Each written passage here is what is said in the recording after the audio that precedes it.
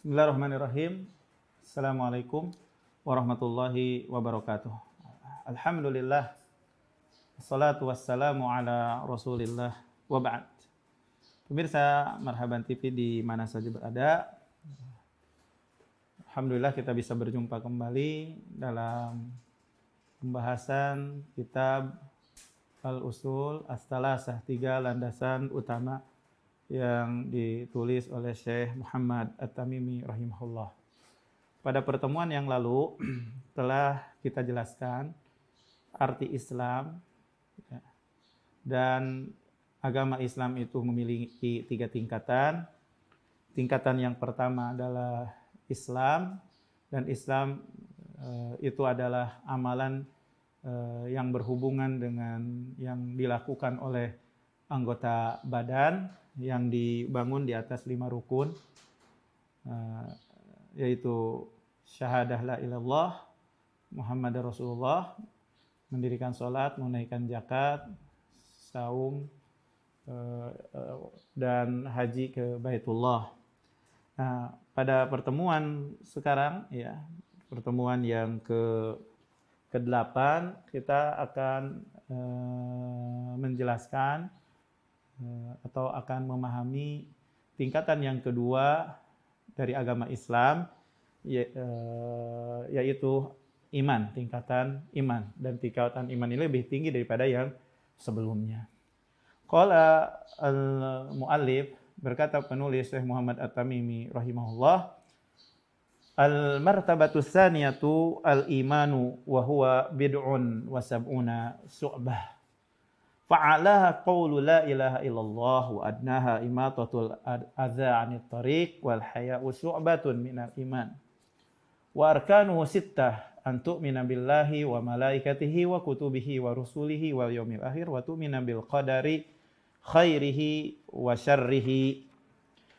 Wad dalilu ala hadhil arkani as-sittah qauluhu ta'ala laisal birra an tuwallu wujuhakum qibalal masyriqi wal maghrib walakinnal birra man amana billahi wal yaumil akhir wal malaikati wal kitabi wan nabiyyin.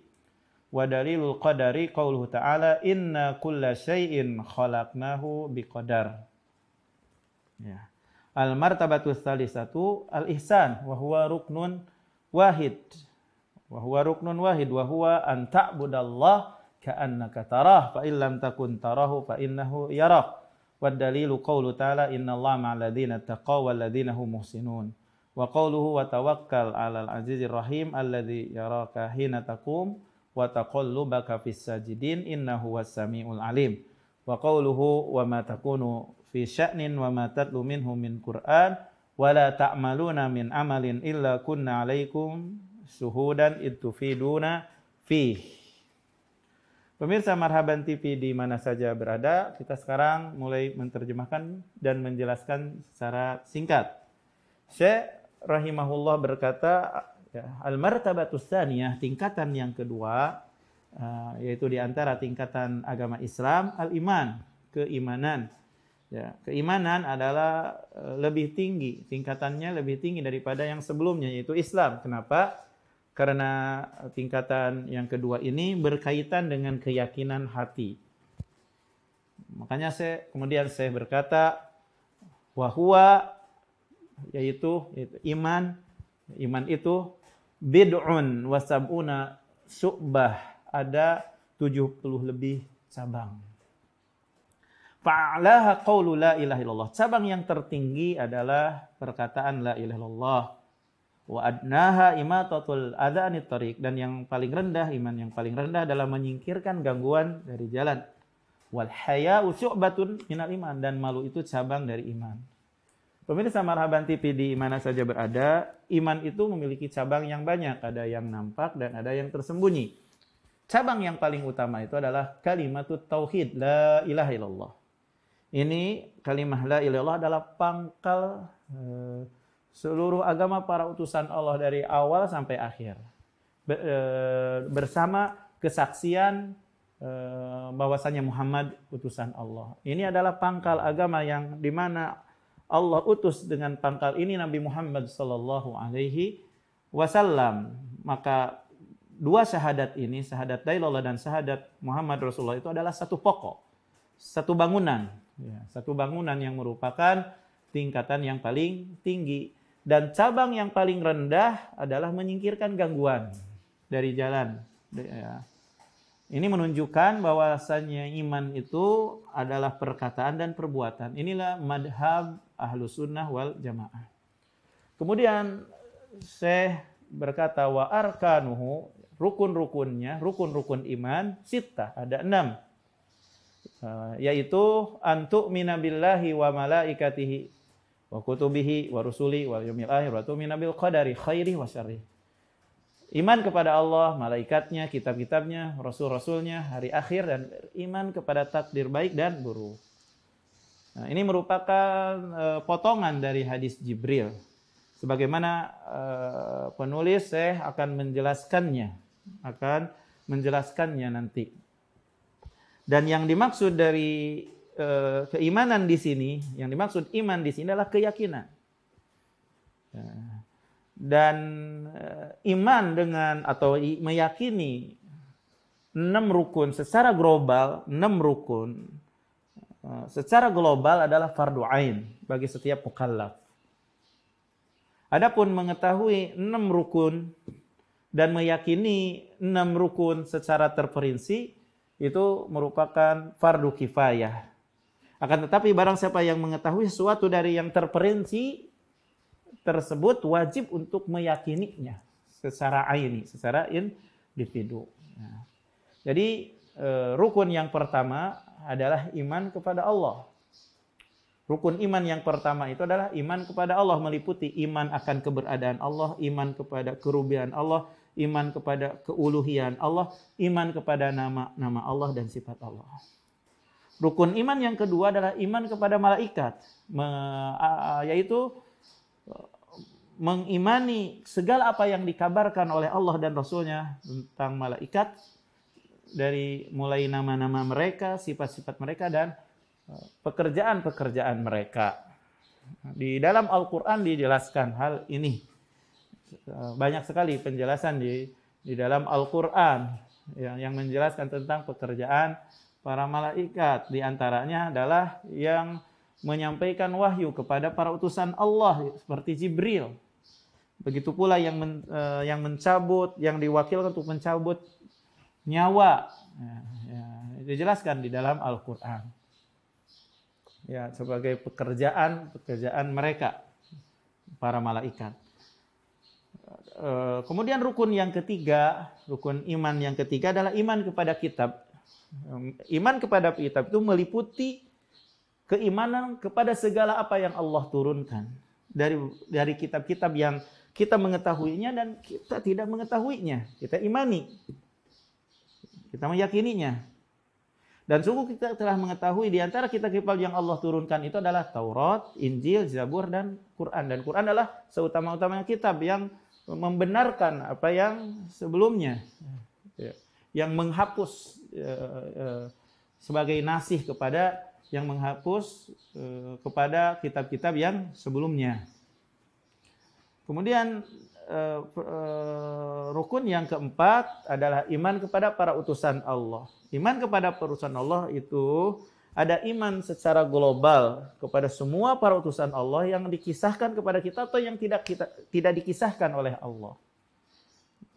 Nah, yang kedua adalah iman secara terperinci kepada urusan Allah yang Allah ceritakan kepada kita sesuatu tentang kabar mereka. Jadi ada keimanan kepada Rasulullah itu ada secara global, ada secara terperinci yang dikabarkan oleh Allah kepada kita tentang kabar mereka. Kemudian rukun yang kelima adalah iman kepada hari akhir, yaitu iman kepada hari kiamat. Iman kepada hari kiamat meliputi segala apa yang setelah kematian, siksa kubur, nikmat kubur, kebangkitan, hisab, timbangan, dan selain itu kemudian surga dan neraka.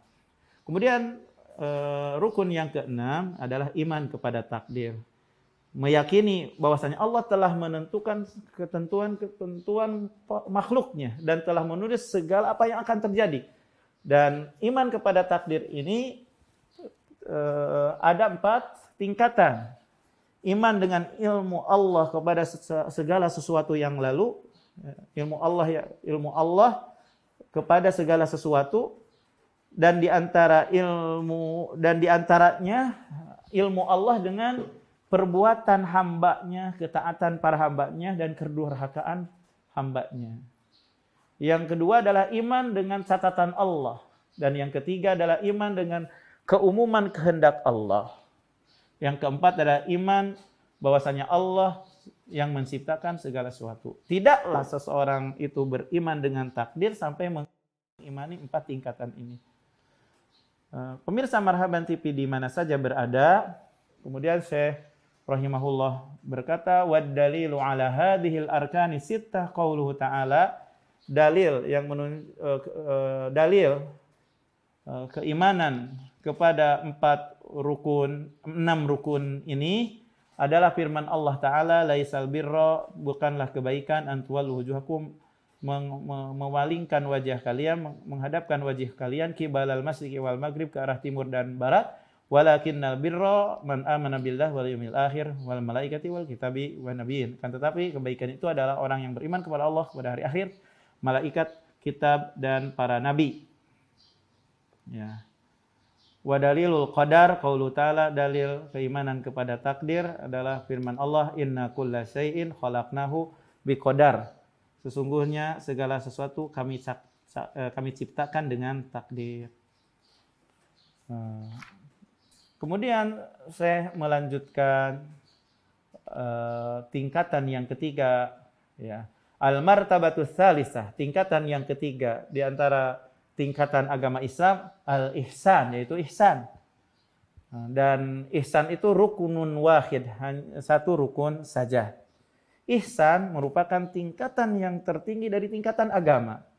Ihsan meliputi iman dan Islam. Oleh karena itu ulama mengatakan kullu mu'minin muslim, setiap mukmin itu muslim wala aqas, dan tidak sebaliknya. Wa kullu muhsinin mu'min, setiap muhsin itu adalah mukmin wala aqas, dan tidak sebaliknya.